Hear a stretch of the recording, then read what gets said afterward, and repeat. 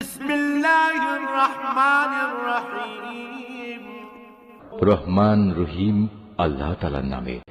হুয়াল্লাযী খালাকা লাকুম মা ফিল আরদি জামিআন সুম্মা ইসতাওয়া ইলাস সামাই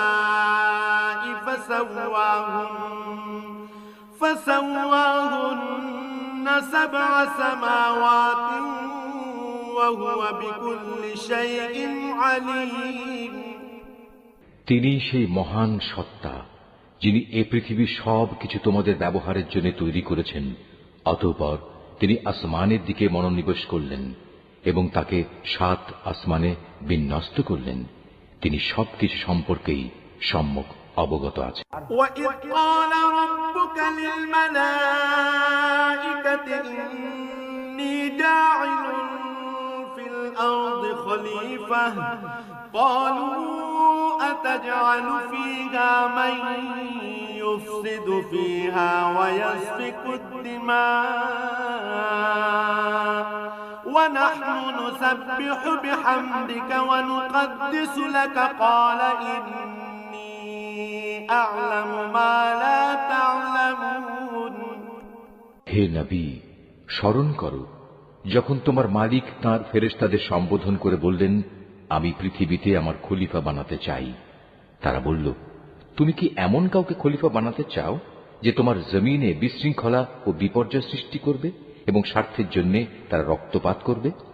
আমরাই তো তোমার প্রশংসা সহকারে তোমার তাসবিহ পড়ছি এবং প্রতিনিয়ত তোমার পবিত্রতা বর্ণনা করছি। আল্লাহ তাআলা বললেন, আমি যা জানি তোমরা তা জানো না। وعلم آدم الأسماء كلها ثم عرضهم على الملائكة فقال أنبئوني بأسماء هؤلاء إن كنتم صادقين। আল্লাহ তাআলা অতঃপর তাঁর খলিফা আদমকে প্রয়োজনীয় সব জিনিসের নাম শিখিয়ে দিলেন। পরে তিনি সেগুলো ফেরেশতাদের কাছে পেশ করে বললেন, তোমাদের আশঙ্কার ব্যাপারে তোমরা যদি সত্যবাদী হও তাহলে তোমরা আমাকে এর নামগুলো বলো তো। قالوا سبحانك لا علم لنا إلا ما علمتنا إنك أنت العليم الحكيم। ফেরেশতারা বলল, হে আল্লাহ তাআলা, তুমি পবিত্র, আমাদের তো এর বাইরে আর কিছুই জানা নেই যা তুমি আমাদের শিক্ষা দিয়েছ। তুমিই একমাত্র জ্ঞানী, একমাত্র কুশলী। قال يا آدم أنبئهم بأسمائهم فلما أنبأهم بأسمائهم قال ألم أقل لكم إني أعلم غيب السماوات والأرض وأعلم ما تبدون وما كنتم تكتمون।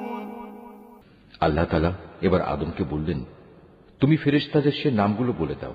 অতএব আদম আল্লাহর নির্দেশে ফেরেশতাদের সামনে নামগুলো যখন সুন্দরভাবে বলে দিল, তখন আল্লাহ তাআলা বললেন, আমি কি তোমাদের বলিনি যে আমি আসমান সমূহ ও জমিনের যাবতীয় গোপন বস্তু জানি এবং তোমরা যা কিছু প্রকাশ করো আর যা কিছু গোপন করো আমি তাও ভালোভাবে জানি। وَإِذْ قُلْنَا لِلْمَلَائِكَةِ اسْجُدُوا لِآدَمَ فَسَجَدُوا إِلَّا إِبْلِيسَ أَبَى وَاسْتَكْبَرَ وَكَانَ مِنَ الْكَافِرِينَ।